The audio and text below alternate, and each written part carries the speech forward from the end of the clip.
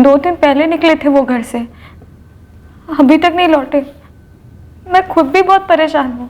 हमारे आने से पहले तक तो परेशान नहीं लग रही थी। ये बच्चा कौन है? मैं नहीं जानती इसे। अपने पति को तो जानती हो ना? जी।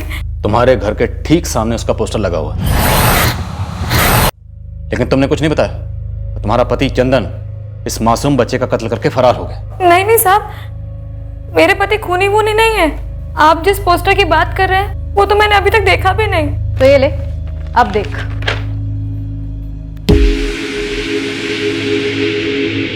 और ये पोस्टर सिर्फ तुम्हारे घर के बाहर नहीं लगा हुआ, पूरी चौल में लगे हुए पिछले कई दिनों से। मेरा ध्यान ही नहीं गया। ध्यान से देख के बता, ये दूसरा आदमी कौन है? सर, इस चंदन प्रसाद का मोबाइल स्विच ऑफ है। लगता है ये भनक लगते ही अंडरग्राउंड हो गया। मर्डर नहीं किया तो फोन स्विच ऑफ क्यों है? भागा क्यों है? कुछ पूछा मैंने तुझसे? कौन है ये दूसरा आदमी? कमल जीजा जी है। पूरा नाम? कमल धूरिया। मेरे नंदोई है ये। मेरे पति की बड़ी बहन निशा के पति।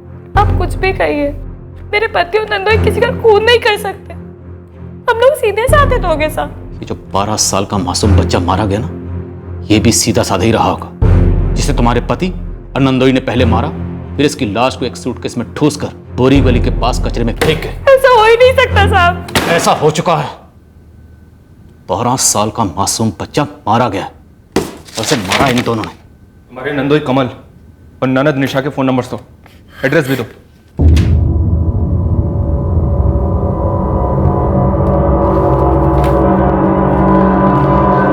मैडम,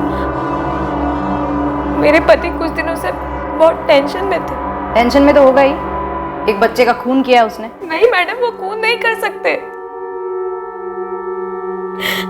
मैं नहीं जानती वो क्यों परेशान थे,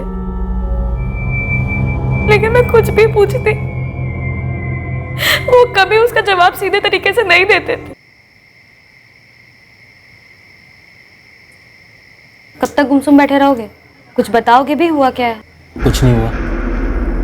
देख रही हूँ कुछ दिनों से चेहरे का रंग ही उड़ा हुआ है। कुछ छुपा रहे हो? खाना क्यों नहीं खाओगे? भर गया पेट मेरा। और मैं सोचती रही कि शायद वो मुझसे नाखुश है। और इस नाखुशी की वजह? हम बच्चे के लिए कोशिश कर रहे थे,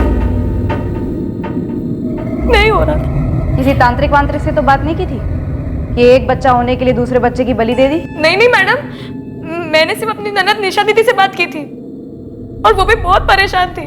अब तुझसे क्या कहूँ सुमन, तू कह रही है कि चंदन काफी दिनों से परेशान रहता है, ठीक से बात नहीं करता। यहाँ भी हालात कुछ अलग नहीं है। तेरे कमल जीजा जी भी कई दिनों से काफी परेशान रहते हैं। क्यों निशा दीदी, आपने पूछा नहीं क्या बात है? यहाँ चंदन तो मुझसे सीधे मुंह बात तक नहीं करते। अरे यहाँ भी वही हाल है, कुछ बात करने जाओ तो चिल्लाने लगते हैं। अरे रुको, 2 मिनट, दही बड़े बन गए, मैं अभी टिफिन लेकर आती हूँ। नहीं चाहिए, रहने दे। अरे मैंने कहा ना 2 मिनट लगेंगे। अरे भाड़ में गए तेरे 2 मिनट, और भाड़ में गए तेरे दही बड़े। कितनी बार बोला तुझे मुझे भूख नहीं है? काका दही कर रही है मेरे। हम दोनों को समझ में ही नहीं आ रहा था कि आखिर हमारे पति को हो क्या गया अचानक से। मैं बताता हूँ क्या हुआ। ये दोनों डर के मारे पागल हो गए। इन्हें लगा था जिस लाश को सूटकेस में ठूस कर इन्होंने कचरे पर फेंक दिया है, वो लाश अब हमें कभी नहीं मिलेगी। नहीं साहब, ये लोग ऐसा कुछ कर ही नहीं सकते। मैं अपने पति और नंदोई को अच्छे से जानती हूँ। मुझे सच्ची नहीं पता कमल कहाँ है। वो बिना बोले निकल गए थे और अब तक घर नहीं लौटे, ना फोन लग रहा है उनका।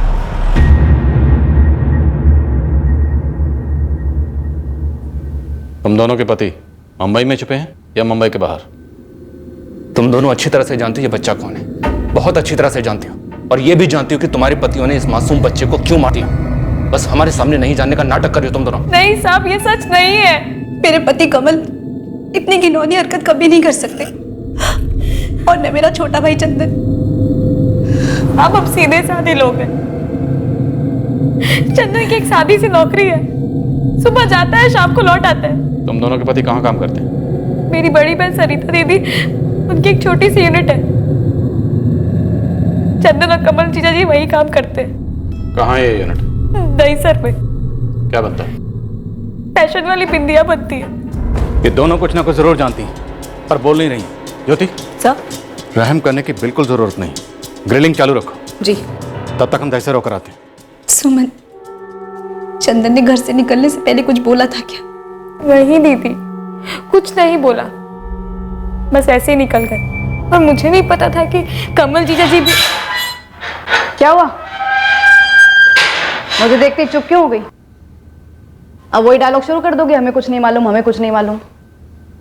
देखो, अच्छा यही है कि तुम दोनों सब कुछ सच सच बता दो, या फिर अपनी तरह से हम तुम्हारी जुबानें खुलवाएंगे, कूट कूट के। मैडम, हमें जितना पता था हम बता चुके हैं। ये नहीं बताया कि उस बच्चे का नाम क्या था जिसका कत्ल हुआ है। 100 बार तो बोल चुके हैं कि हमें नहीं मालूम, नहीं मालूम, नहीं मालूम। तुम्हारे झूठ बोलने से, 100 बार बोलने से ये कोई सच नहीं हो जाएगा। मैडम, इसके पहले हमने उस बच्चे को कभी देखा तक नहीं। मैंने देखा था, अखबार में उसकी तस्वीर देखी थी। अपने पति का इतना बड़ा पोस्टर नहीं देखा तुझे घर के सामने, और एक छोटी सी तस्वीर अखबार में तुझे दिख गई। मैडम, मेरे पति ही उस अखबार को पढ़ रहे थे।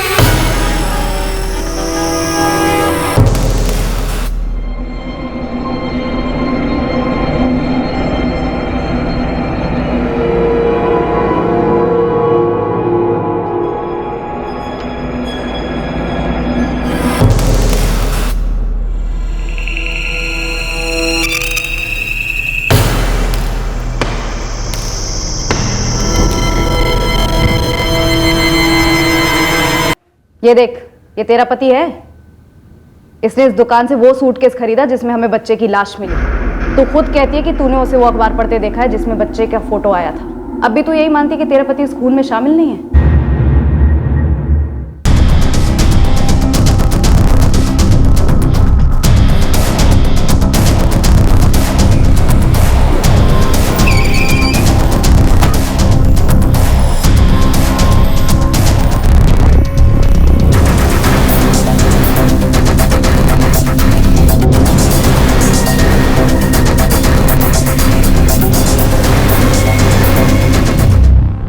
शिंदे सर, जरा ऊपर भी चेक करो, ताला है क्या? ऊपर जाकर चेक करो।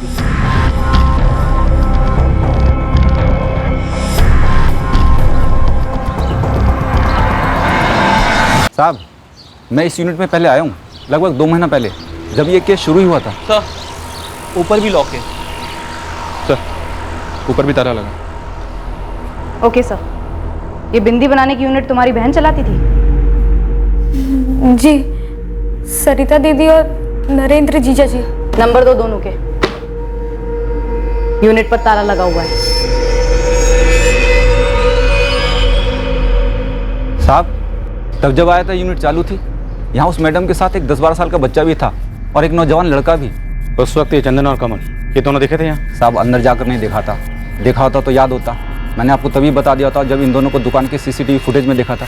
सर, सुमन की बहन सरिता और उसका जीजा नरेंद्र चंद्रा इस यूनिट को चलाते हैं। ज्योति उनसे कांटेक्ट करने की कोशिश कर रही है। The number you have called is currently switched off. The number you have called is currently not. लगता है तेरी बहन सरिता चंद्रा और उसका पति नरेंद्र चंद्रा इस खून में शामिल है।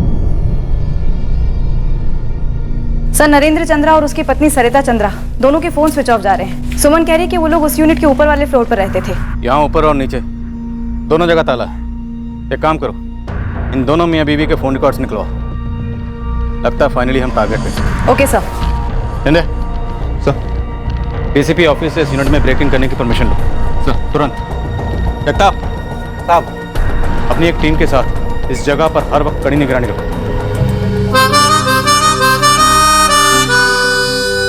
इस मासूम के खून का राज यहीं कहीं दफन है। इस जुर्म का बीज इसी यूनिट में बोया गया है।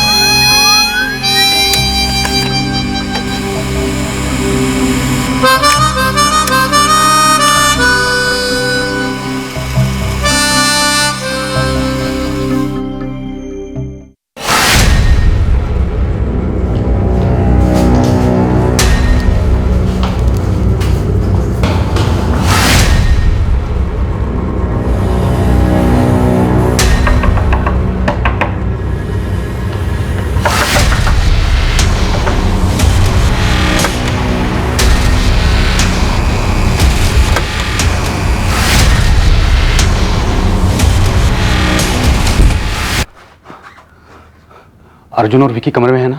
उन दोनों को बाहर निकलने से मैंने सख्त मना कर रखा है। लेकिन अर्जुन भैया, हम लोग ये क्यों रह रहे हैं?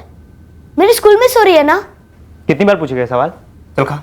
पूछना तो पड़ेगा, कोई कुछ बताता ही नहीं है, ना मम्मी पापा ना तुम। तू ये लास्ट बार पूछ रहा है और मैं लास्ट बार बता रहा हूँ। हम कहीं और जाके रहने वाले हैं, इसलिए यहाँ पे रह रहे हैं। समझ गया? चल खाना खा। मुझे मेरा स्कूल नहीं छोड़ना। खा चुपचाप। नहीं खाऊंगा। खा। नहीं खाऊंगा। तो लाफा खाएगा?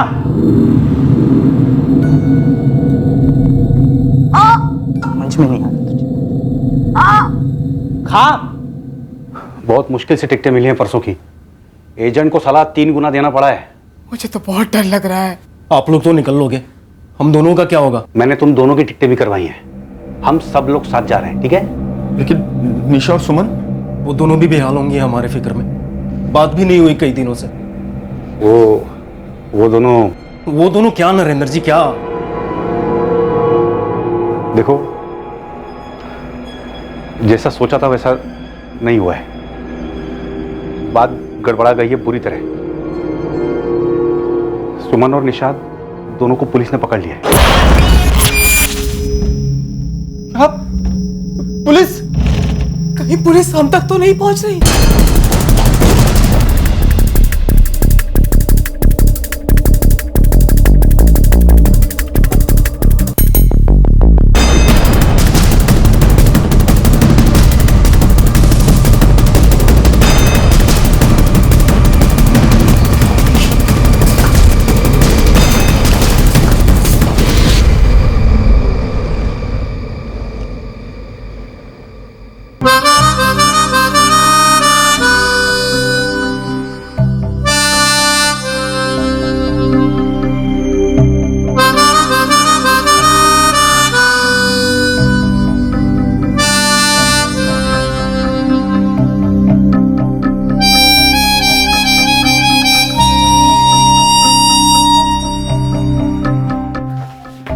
जैसा कि सुमन ने कहा था, ये डिजाइनर बिंदी यूनिट तो है, पर सब के सब लोग गायब हैं। सर, ये तो ऑलमोस्ट पक्का होता जा रहा है। ये पूरी की पूरी फैमिली इस मर्डर में शामिल रही होगी। पर अजीब बात यह है कि निशा और सुमन दोनों उस बच्चे को ना जाने का दावा कर रही हैं। नरेंद्र चंद्रा, उसकी पत्नी सरिता और दोनों बच्चे विक्की और अर्जुन, और वो दो लोग चंदन और कमल, सब गायब हैं। और शिंदे, हमें इन सबको जल्द से जल्द धरना है। यादव को भेज दिया सर, इस बच्चे विक्की के स्कूल के बारे में और फैमिली के बारे में पता लगाने के लिए। हेलो, कौन बोल रहा है? अरे पहले आप अपना परिचय तो दीजिए देवी जी। आप सरिता चंद्रा और नरेंद्र चंद्रा को जानते हैं? पहले आप बताइए, आप कौन बोल रहे हैं? मुंबई पुलिस। हमारा नाम ब्रिजपाल चंद्रा है और हम नरेंद्र चंद्रा के छोटे भाई हैं। माजरा क्या है मैडम? कहाँ से बोल रहे हैं? बिहार, अबीरगंज गांव। हमारे भैया भाभी तो ठीक है ना? पता नहीं, पर अगर हमारे हाथ लग गए तो ठीक नहीं रहेंगे। कहाँ छुपे हैं वो लोग? मैडम जी, वो छुपेंगे काहे? ऐसा क्या किया उन्होंने? कहाँ हैं वो लोग? मुंबई में होंगे। वो मुंबई का इलाका है ना दहिसर, हुआ उनका फैक्ट्री और घर वहीं है। नहीं है वहाँ। आज 29 अप्रैल है। 26 अप्रैल से तुम्हारे भैया और भाभी दोनों का फोन स्विच ऑफ है। ठीक उसी दिन से जिस दिन से चंदन प्रसाद और कमल धूरिया का फोन स्विच ऑफ है। इन दोनों को भी जानते होंगे आप? जी हाँ, जानते हैं। लेकिन हुआ क्या है मैडम जी? ब्रिजपाल जी, नरेंद्र की आखिरी बार बात आपसे हुई थी 26 तारीख की दोपहर को। उसने बताया होगा कि वो कौन से शहर में है, किस जगह छुपा हुआ है या फिर छुपने वाला है। मैडम, आप क्या कह रहे हैं? हमका कुछ समझ नहीं आ रहा है। और हमरे भैया, उनका परिवार छुपेंगे काहे? क्या हुआ क्या मैडम? मैंने इस ब्रिजपाल चंद्रा को बच्चे की फोटो भेजी थी। कहता है उसने बच्चे को कभी नहीं देखा सर। मैंने उसके गांव अबीरगंज पुलिस थाने में बच्चे की फोटो और इन सभी सस्पेक्ट की डिटेल्स भेज दी हैं। इस चंद्रा परिवार की फोटो बच्चों सहित सभी जगह फ्लैश करवाओ। Hotel, lodge, railway station, bus station, सभी जगह। अगर ये किसी बिल में दबके बैठे हैं तो इन्हें बिल से बाहर निकालो, और अगर देर होगी, हाथ से निकल गए, तो अबीरगंज से इसके भाई ब्रिजपाल को उठा लो। जी नहीं सर, इस बच्चे की कोई मिसिंग कंप्लेन नहीं है हमारे यहाँ। नरेंद्र चंद्रा के भाई ब्रिजपाल से कोई कांटेक्ट हुआ आपका? आपके एड्रेस भेजते ही टीम निकल गई उसे उठाने के लिए, और एक टीम को भेजा हूँ बच्चे की फोटो लेकर अबीरगंज। हमारे पास पूरे 2 महीने से बच्चे की बॉडी पड़ी है। मौत की गुमनामी में शांत पड़ा बच्चा बहुत खटकता। हम तरस गए पता लगाने के लिए कि ये बच्चा कौन है और क्यों मारा गया। ये फैमिली अपने घर से गायब है। पता करो कि इस वक्त ये मुंबई में है या मुंबई के बाहर कहीं निकल चुकी है।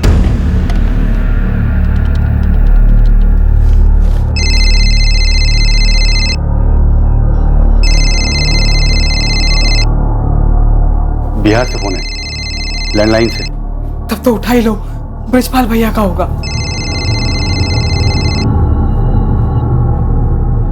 हेलो भैया, आप लोगों के बाद पुलिस हम तक पहुंच गई है। क्या बक रहा है तू ब्रिजपाल? भैया, आपके घर पर, आपका फैक्ट्री पर छापा मारे है मुंबई पुलिस, और आप सभी का फोटो, मोबाइल नंबर हाथ लग गया उनके। हमको भी फोन की थी मुंबई पुलिस और आपके बारे में पूछ रही थी। कहाँ हैं आप लोग? कल की ट्रेन है भैया, लगता है हम भी पूरा फंसने वाले हैं। अरे हम कहाँ भागेंगे? अब कहाँ तक भागिएगा आप भी? हमारी बात मानिए, सरेंडर कर दीजिए। क्या हुआ? क्या हुआ? क्या हुआ? क्या? पुलिस ब्रिजपाल के पास भी पहुंच गई है।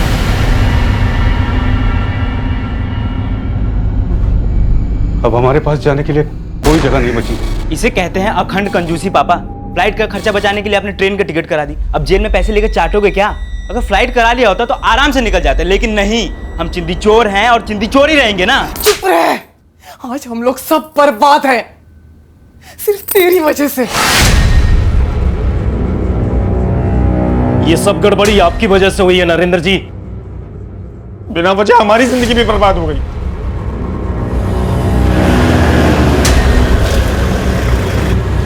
ब्रिजपाल जी, कहाँ से फोन करके आ रहे हो अपने भाई साहब को? हम किसी को फोन वोन नहीं किए हैं और हम नहीं जानते कि हमारे भैया कहाँ हैं। चलो अब चलो अंदर। इस बच्चे को देखा है कहीं अबीरगंज में? साहब, लेकिन आप इस बच्चे के बारे में काहे पूछ रहे हैं? इसका कोई मर्डर कर दिया मुंबई में। मर्डर? साहब, हम तो सुने जिसको कोई बीमारी हो गया है, उससे मर गया ये। मतलब तुम जानते हो उसको? हाँ साहब, ये पास में इसके भाई का दुकान है।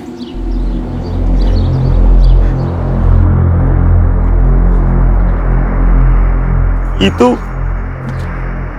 हमारा छोटा भाई गोपी का तस्वीर है साहब। पर आप लोग काहे पूछ रहे हैं साहब? कैसे बड़े भाई हो तुम दीपक? 2 महीने से उसका लाश मुंबई के मुर्दाघर में पड़ा हुआ है। मर्डर हो गया था उसका वहां पे, और तुम लोग ना कोई शिकायत दर्ज की ना कुछ किए। नहीं साहब, आप क्या बात कर रहे हैं साहब? गोपी का तो क्रियाक्रम भी हो चुका है साहब। क्रियाक्रम हो गया? कहाँ हुआ? कौन किया? तुम अपने हाथ से किए? सर, बच्चा आइडेंटिफाई हो गया है। अबीरगंज का? जी सर, गोपी महतो। सर, उसके माँ बाप का कहना है कि गोपी की मौत मुंबई में हुई और उसका क्रियाक्रम भी कर दिया गया है। What? वो क्रियाक्रम का राज क्या था? और बड़ा अजीब है, इतना छोटा बच्चा और उसके ब्रदर दीपक और गोपी की मदर को कोई शक तक नहीं हुआ। अजीब और बदनसीब तो उस गोपी की किस्मत थी, और उससे भी दर्दनाक थी उसकी मौत की कहानी, जिस पर इस तरह से पर्दा डाला गया। यह केस आराम से परफेक्ट क्राइम की सिलेक्ट लिस्ट में शामिल हो सकता था, पर बीच पटरी में ही ऐसा होने से रोक दिया गया, सिर्फ एक आदमी के लालच की वजह से, कुली राजू सिंह।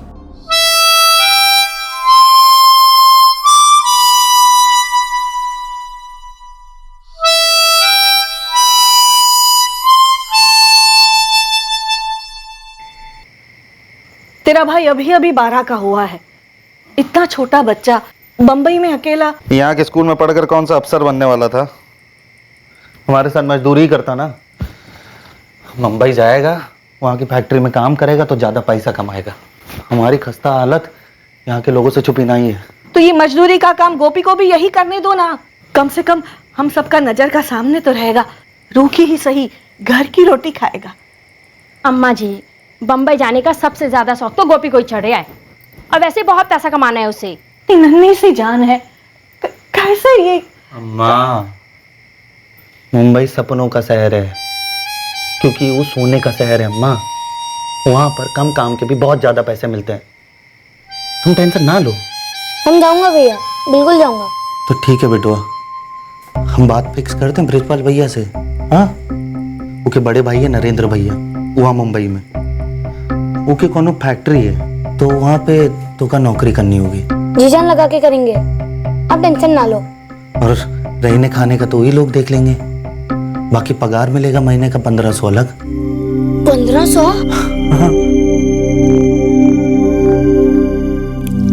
अम्मा, रहना खाना तो वो लोग देख लेंगे, और बाकी के जो 1500 मिलेंगे सारा तेरे हाथ भेज दूंगा। रहना खाना तो बेटा यहाँ भी है ना। मजदूरी का काम कोनो बुरा नहीं है रे। मान जाना। अच्छा रुक, नई धुन सुनाता हूँ।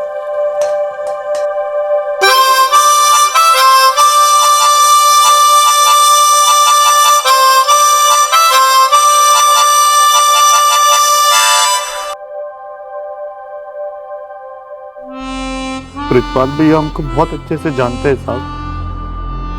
हमारे बाबूजी को भी जानते थे साहब। जब उनके भाई नरेंद्र भैया मुंबई से आए साहब, तो ब्रिजपाल भैया बोले हमको कि उनके भैया को मुंबई में अपनी फैक्ट्री में काम करने के लिए लोग चाहिए। हमको पूछे थे पर हम मना कर दिए साहब। पर हम उनसे बोले सच गोपी जाना चाहे। और वो लोग तुमको बोले कि गोपी की मौत बीमारी से हुई? हाँ साहब, यही बोले हमका। और वो लोग तो गोपी की लाश को गांव भी लेकर आने वाले थे क्रियाक्रम के लिए।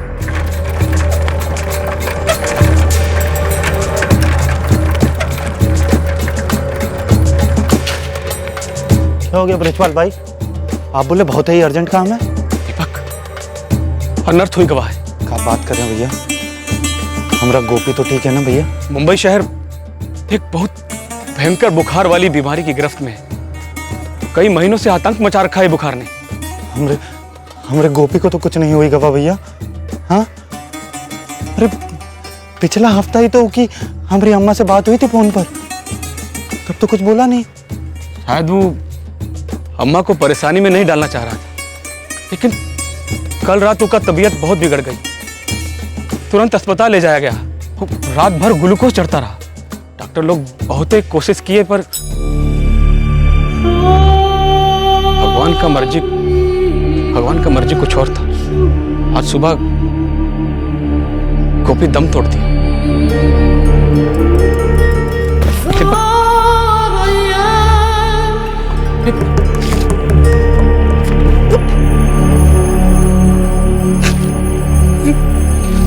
नरेंद्र भैया बड़ा अस्पताल किए, बड़ा डॉक्टर भी किए, सब किए, लेकिन अचानक गोपी भैया बीमार था तो उसे यहाँ भिजवा सकते थे ना। हम वो का इलाज कराते। ऐसे कैसे मर गया हमारा गोपी? गोपी ऐसे कैसे हो गया? ऐसे कैसे हो गया?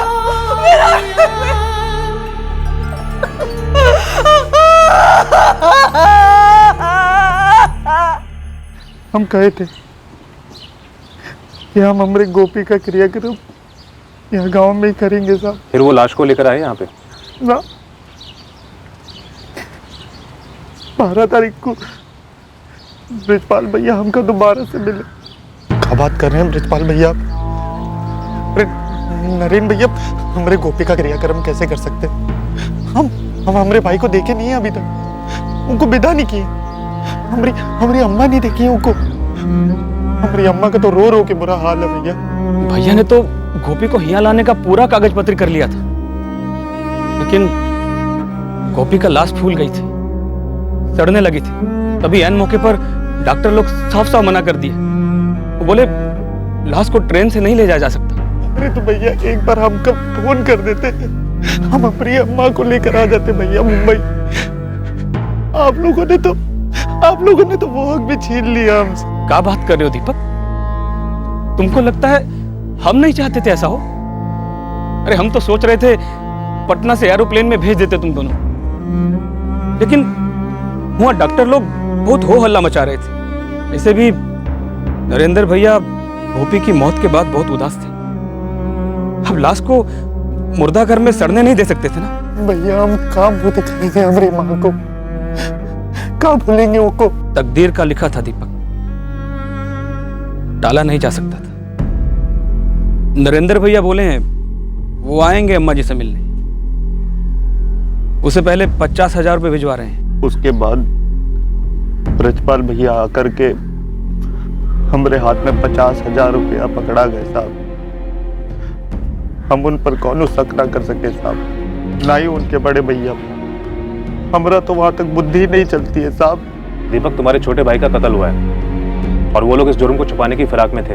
हमारे छोटे से मासूम भाई को काहे मार दिए वो लोग साहब? काहे मार दिए ये तो वो लोग ही बताएंगे जब हम उन लोगों की खाल उतारेंगे। हम तुम्हें मारने के लिए ना ही गोली खर्च करेंगे और ना ही सूटकेस खरीदेंगे तुम्हारी लाश को ठिकाने लगाने के लिए। हम उनसे आज ही बात किए हैं, उनके दूसरे नंबर पर। उसका दूसरा नंबर क्या है? कहाँ छिपा है वो? ये वक्त तो मुंबई में है, कल का ट्रेन है उनका। मुंबई में कहाँ? पूरा एड्रेस दो फटाफट।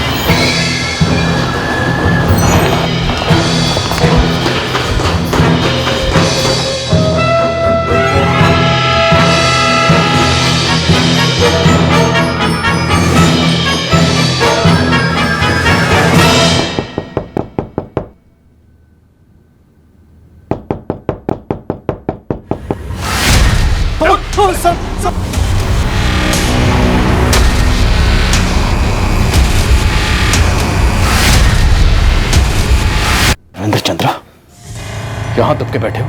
क्या सोचा था बच जाओगे? जिस 12 साल के मासूम बच्चे को तुमने मारा है ना, उसका वजन भले ही हल्का था, लेकिन उसकी लाश का वजन इतना भारी था जिसके नीचे तुम लोगों को घर होना ही होना था।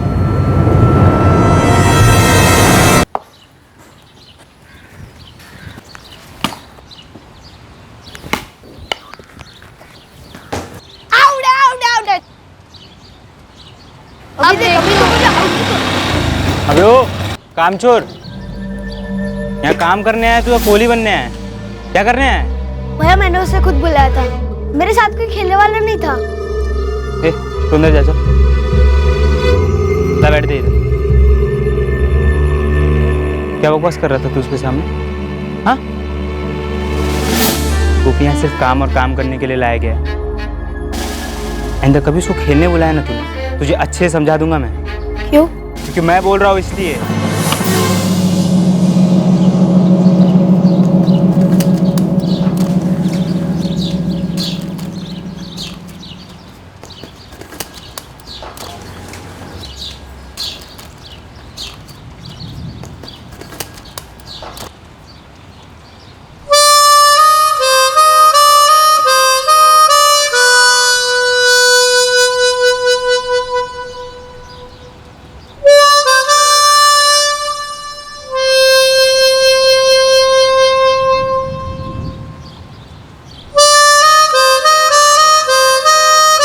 क्या हो रहा है इधर? कुछ नहीं भैया, हम तो बाजा बजा रहे थे। अंदर काम नहीं है क्या साले? तुझे इस बात के 1500 मिलते हैं। हमने अपना काम वक्त से पहले ख़त्म कर लिया, तो सरिता चाची बोली जाके आराम करो, तो हम बाजा बजा रहे थे। और हम कामचोर नहीं हैं, हमको ऐसा मत बोलो। मुझे क्या बोलना और क्या नहीं बोलना है ये तुझ जैसे 2 टके का कीड़ा सिखाएगा मुझे? फिर भी हमको कामचोर मत बोलो। साले, मुझे जो मर्जी आएगा मैं वो बोलूँगा, समझा ना? तेरा काम है सिर्फ काम करना और सॉरी बोलना। चल चल के काम कर, चल चल ना। छोड़ो, क्या हमको इतना मारते रहते हो? हम शिकायत करेंगे। छोड़ो छोड़ो छोड़ो। शिकायत करेगा? हिम्मत बढ़ गई है तेरी? तो आप हमको इतना मारते क्यों हो? चुपचाप काम कर वरना कुत्ते की तरह पीटूंगा। अर्जुन क्या कर रहा है तू ये? मम्मी दिन भर काम छोड़ के माउथ ऑर्गन बजाता रहता है और ऊपर से कहता है कि तुमने परमिशन दी है। हाँ, मैंने उसे आराम करने के लिए बोला था थोड़ी देर। लेकिन क्यों? तू बीच में मत पड़। उसने समय से पहले अपना सारा काम खत्म कर लिया था, अब वो अपने आराम के टाइम में जो करे उसकी मर्जी। मम्मी ठीक तो हो आप? 1 नंबर का कामचोर है ये। पापा इसको गांव से काम करने के लिए लेके आए थे, माउथ ऑर्गन बजाने के लिए नहीं। 1500 देते हैं इसे, 1500। 100 की औकात नहीं है इसकी। अर्जुन मैंने बोला ना, तू इसमें दखल मत दे। चाची भैया को समझा दो कि आइंदा से मुझे गाली भी ना दे और मारे भी नहीं। जब भी दिखता हूँ मारने लगते हैं। अर्जुन आइंदा से तू इस पर हाथ नहीं उठाएगा, समझा? और मेरी बात को हल्के में मत ले। अब जा यहां से, जा यहां से। बेटा गोपी, तू ना अर्जुन भैया के सामने ही मत आया कर। चाची हम नहीं आते उनके सामने, वो ही आगे पीछे से आकर मार देते हैं। अब वो नहीं करेगा वैसा, मैंने बोला है ना उसको। जा तू अपने कोने में जाकर थोड़ी देर के लिए सो जा।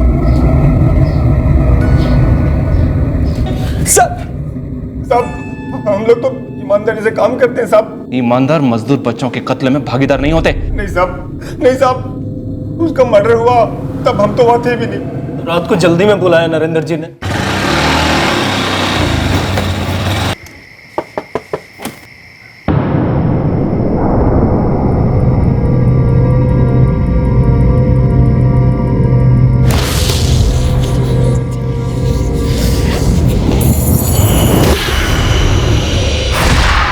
बहुत अच्छा था वो, नेक और साफ दिल। उसी प्यारे, नेक और साफ दिल बच्चे की लाश को एक सूटकेस में ठूस कर तुम लोग अपने गांव ले जा रहे थे, झूठ बोलकर कि वो बीमारी से मारा गया। वो क्या? बीमारी उस बच्चे को नहीं थी, बीमारी तुम लोगों को थी। ऐसी लाइलाज बीमारी जिसकी वजह से तुम लोगों ने उस 12 साल के मासूम बच्चे को मार डाला। नहीं नहीं नहीं नहीं सर, हमने नहीं मारा साहब, हमने नहीं मारा।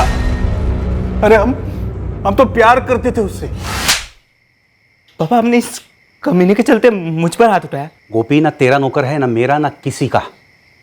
वो हमारी फैक्ट्री का एक कामगार है।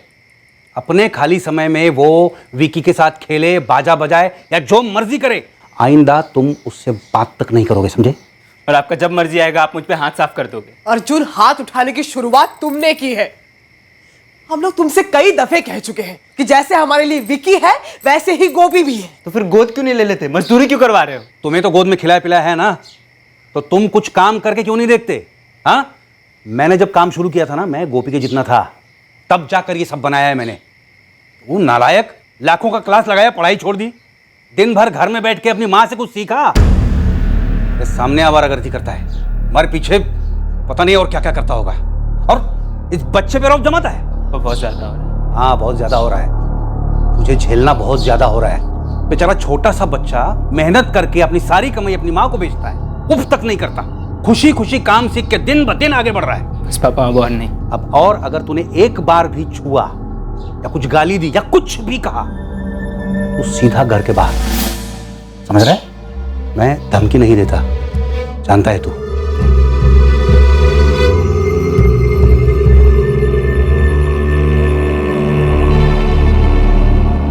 आइंदा अर्जुन तुझे कुछ भी कहे तो सीधा मेरे पास आ जाना। उस वाली रात, इससे पहले कि गोपी हम तक पहुंचता और हम गोपी तक पहुंचते, बहुत देर हो गई थी साहब।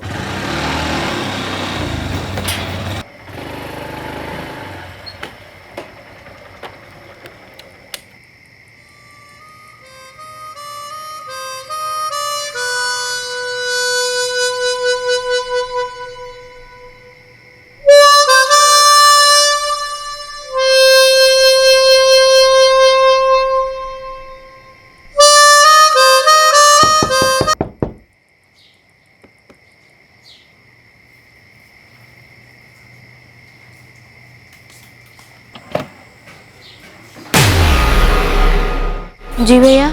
टाइम क्या हुआ है? समझ नहीं आता तुझे? रात को लोग सोते हैं यहाँ पे। मैं तो अंदर को जा रहा था, अंदर की आवाज बाहर नहीं जाती। बाहर नहीं जाती आवाज?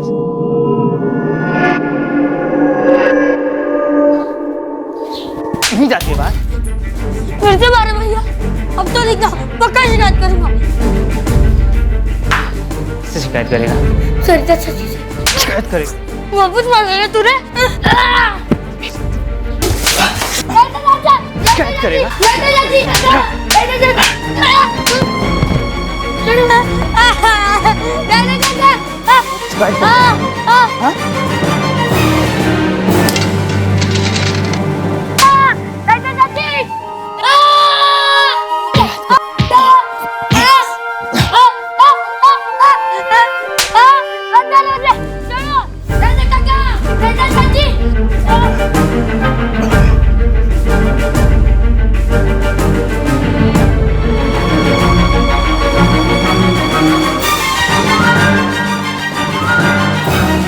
खुला नहीं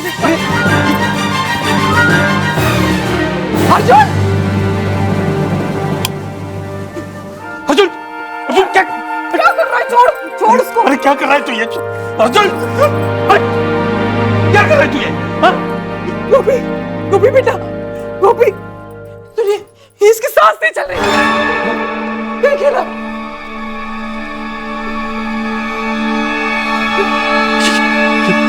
मर गया है, मर गया है ये। गोपी बेटा, बहुत जोर जोर से बाजा बजा रहा था, सबकी नींद हराम कर रखी थी इसने।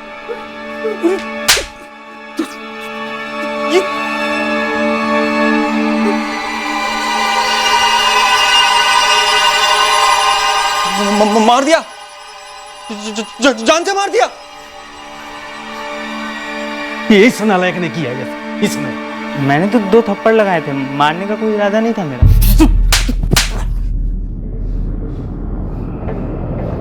आंख नीचे, छोड़ दूंगा मैं आंख नीचे। सुनिए, नीचे सुनिए, इससे बाद में निपट लेंगे, पहले उसका कुछ करना जरूरी है, वरना ये तो जिंदगी भर के लिए जेल चला जाएगा सीधा। कुछ करिए उसका। लेकिन सरिता दी, नरेंद्र जी, ये तो मर्डर है। हाँ भैया, मर्डर है, लेकिन अभी हमें कुछ करना पड़ेगा। देखो, ये बात इस कमरे के बाहर नहीं जा सकती, समझ में आया? कुछ करिए, जल्दी कुछ करिए आप।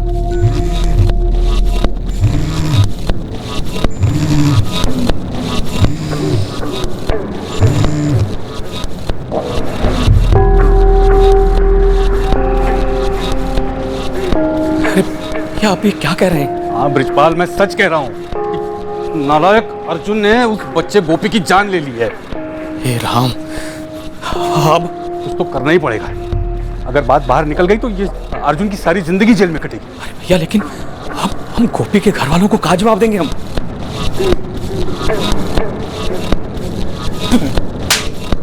नरेंद्र जी, चलो आपके भाई ब्रिजपाल वहां गोपी के घर वालों को बोल देंगे कि वो बीमारी से मर गया, लेकिन अगर उसके घर वाले यहाँ लाश देखने आएंगे तो हम क्या करेंगे?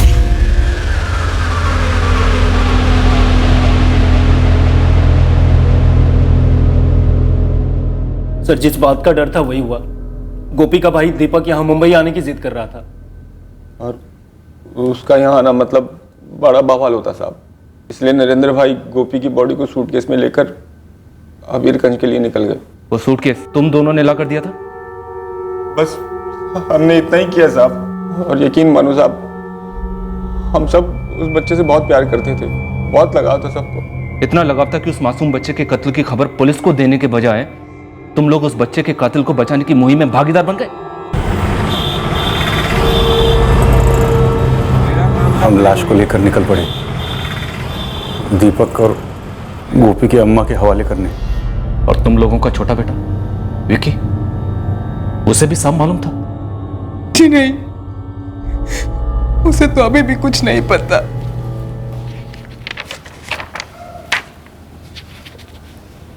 पुलिस अंकल, मेरे मम्मी पापा कहाँ हैं? मुझे इनसे मिलना है। और अर्जुन भैया कहाँ हैं? बैठो बेटा, आएंगे।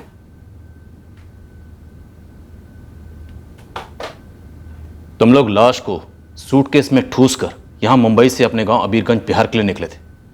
फिर वो सूटकेस बोरीवली स्टेशन पर राजू को क्यों थमा दिया?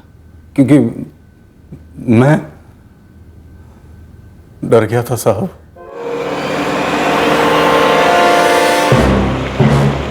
एक मिनट रुको भाई, 1 मिनट रुको। क्या हुआ साहब? तुम लोग यहीं रुको, मैं टिकट निकाल के आता हूं।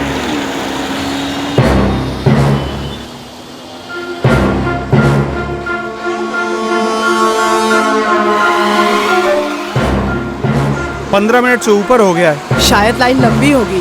फोन करके पूछो ना आप एक बार। ठीक है, पूछती हूँ। हेलो, कितनी देर लगेगी? सविता सुनो, सिर्फ सुनो, बोलो मत कुछ, ठीक है? तुम विकी को वहां से लेकर के निकलो, बोलो मैंने तुम्हें टिकट विंडो पे बुलाया है, क्योंकि मेरे पास छुट्टे पैसे नहीं है टिकट लेने के लिए। देखो, ये सब इसलिए क्योंकि हम लोग बैग लेके अंदर नहीं जा सकते। सुन रहे हो तुम? हम लोग स्टेशन के अंदर जा नहीं सकते, यहाँ पे स्कैनर लगा हुआ है। ठीक है भैया, वहां पर उनके पास छूटे पैसे नहीं, मुझे जाकर देना पड़ेगा, आप यहीं रुकना। तुम लोगों ने अपने खुद के बच्चे को मर्डर के चार्ज से बचाने के लिए किसी गरीब के बच्चे को सूटकेस में ठूस दिया। एक गरीब परिवार के साथ इतना बड़ा नाटक रचा। 50,000 देकर क्या सोचा? गंगा नहा ली? खुद की भी औलाद है ना, लेकिन किसी दूसरे के बच्चे की कीमत 50,000।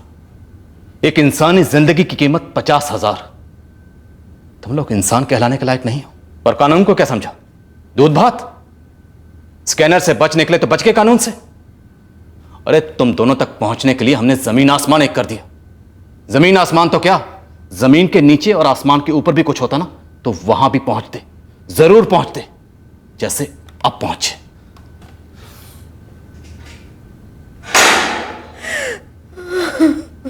गुस्सा? किस बात का गुस्सा? कि वो एक गरीब लड़का था और उसे दूसरे बच्चों की तरह खेलने का शौक था?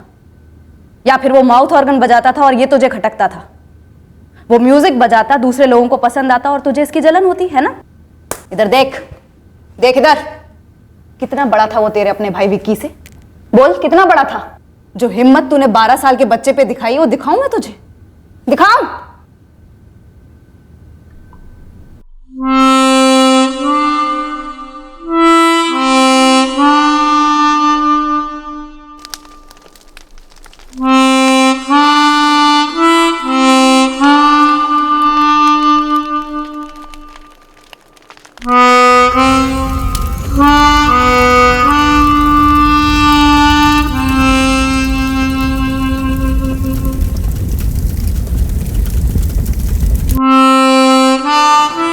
गोपी की मां मीनाक्षी महतो मुंबई तक का सफर करने की हालत में नहीं थी। दर्द ने उसे पूरी तरह कुचलकर रख दिया था। वो पहले ही अपने बेटे की मौत का शोक मना चुकी थी और अब दोबारा से उसके भयंकर कत्ल की हकीकत का सामना कर रही है।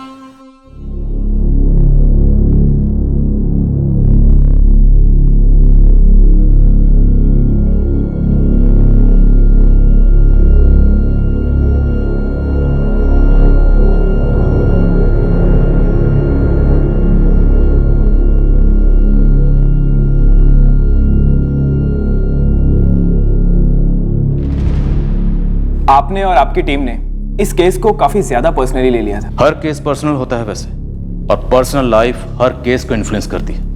और इस केस में बच्चे की जो बेबसी थी उसने हम सबको अंदर से हिला कर रख दिया था। इस केस में अगर कत्ल ना भी होता तब भी एक बहुत बड़ा जुर्म हो रहा था, और वो है बाल मजदूरी के कानूनों का उल्लंघन। और गोपी महतो महज 12 साल का था। हम में से कईयों को यह गलतफहमी होती है कि हम गरीबों पर मेहरबानी करते हैं अपनी उदारता से, पर अक्सर हकीकत यह होती है कि हर छोटा बड़ा काम इंसान अपनी गरिमा बरकरार रखने के लिए करता है। हमारे देश में लाखों ऐसे बच्चे हैं जो ऐसे उद्योगों में, घर काम में नौकरी करते हैं। ऐसे बच्चों के लिए जितना किया जाए उतना कम है, लेकिन महज हमदर्दी जताने से बेहतर है कि ऐसे बच्चों के लिए या हर उम्र के कामगार को उसकी गरिमा से वंचित ना किया जाए।